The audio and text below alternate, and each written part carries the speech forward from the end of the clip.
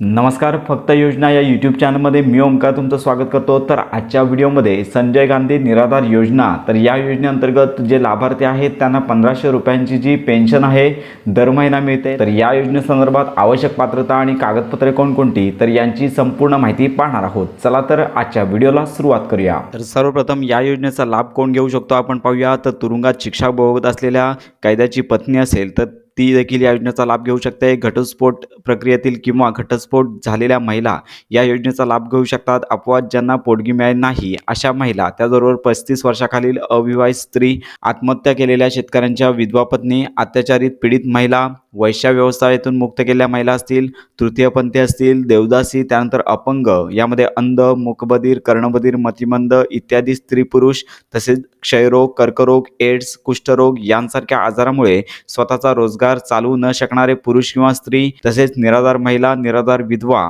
निराधार परित्यक्ता, त्यानंतर 18 वर्षाखालील अनाथ बालक, तर हे सर्व लाभार्थी आहेत तर या योजनेचा लाभ घेऊ शकतात। तर निराधार योजनेअंतर्गत ज्या आवश्यक पात्रता आणि अटी आपण पाहूया। तर यामध्ये अर्ज करणारा महाराष्ट्र राज्याचा रहिवासी असावा, त्याचबरोबर त्या व्यक्तीचे वय 65 वर्षाखालील असणे आवश्यक आहे। अर्जदाराकडे उत्पन्नाचे कोणतेही माध्यम नसावे, तसेच 65 वर्षावरील व्यक्तींना संजय गांधी निराधार अनुदान योजनेचा लाभ घेता येणार नाहीये। त्यानंतर अर्ज करणारा किमान 15 वर्षापासून महाराष्ट्र राज्याचा रहिवासी असणे आवश्यक आहे आणि अर्जदाराचे नाव दारिद्र्य रेषेखालील कुटुंबाच्या यादीत असणे आवश्यक आहे। तर यामध्ये मुलीच्या बाबतीत लग्न होईपर्यंत किंवा तिला शासकीय, निमशासकीय किंवा खाजगी क्षेत्रात नोकरी मिळेपर्यंत लाभ मिळणार आहे। या अनुषंगाने नोकरी करणाऱ्या महिला शासकीय असतील किंवा निमशासकीय असेल किंवा खाजगी क्षेत्रामध्ये असेल, तसेच अविवाहित मुलींचे उत्पन्न, कुटुंबाचे उत्पन्न याचा विचार करून लाभार्थ्याची पात्रता ठरवण्यात येईल। त्यानंतर मुलीचा विवाह झाल्यानंतर तिच्या पालक कुटुंबाला संजय गांधी निराधार योजनेचे जे अनुदान आहे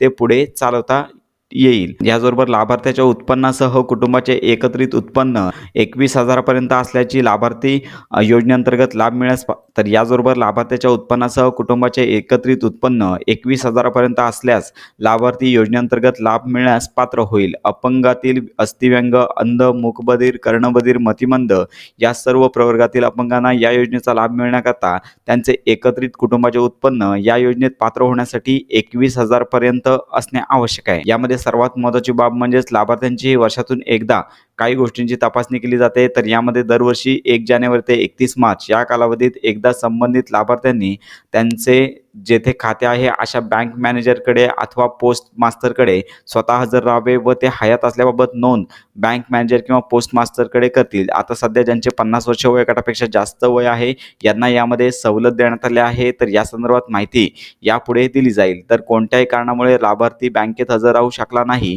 तर त्या लाभार्थ्याने नायब तहसीलदार, उपविभागीय अधिकारी, प्रांताधिकारी यांचे समोर राहून हयातीबाबतचे प्रमाणपत्र संबंधित तहसीलदाराकडे सादर करावे। तसेच कोणत्याही परिस्थितीत हयात प्रमाणपत्र म्हणजेच लाईव्ह सर्टिफिकेट सादर केल्याशिवाय सदर लाभार्थ्यास दरवर्षी 1 एप्रिल पासून आर्थिक सहाय्य, निवृत्ती वेतन देण्यात येणार नाही याची नोंद घ्यायची आहे। यामध्ये ओपन कॅटेगरी, अनुसूचित जाती, अनुसूचित जमाती, इतर मागास वर्ग, विशेष मागास वर्ग आणि भटक्या जमाती, तर यातील जर लाभार्थी असतील तर अर्ज करू शकतात। संजय गांधी निराधार योजनेसंदर्भात आवश्यक कागदपत्रे, यामध्ये अर्जाचा फोटो लागतो, ओळखीचा पुरावा, पॅन कार्ड, आधार कार्ड, मतदान ओळखपत्र, निमशासकीय असेल तर ओळखपत्र लागेल, पत्त्याचा पुरावा लागेल, यामध्ये ग्रामसेवक, तलाठी यांनी दिलेला रहिवासी असल्याचा पुरावा लागेल, वयाचा पुरावा देखील लागतो, यामध्ये शाळा सोडल्याचा पुरावा, शिधापत्रिकेमध्ये अथवा निवडणूक मतदार यादीत नमूद केलेल्या वयाचा उतारा, ग्रामपंचायतीच्या, नगरपालिकेच्या वहीतील उताराची साक्षांकित यादी लागेल, तसेच रहिवासी दाखला, यामध्ये ग्रामसेवक, तलाठी, मंडळ निरीक्षक किंवा तहसीलदार यांनी दिलेला रहिवासी दाखला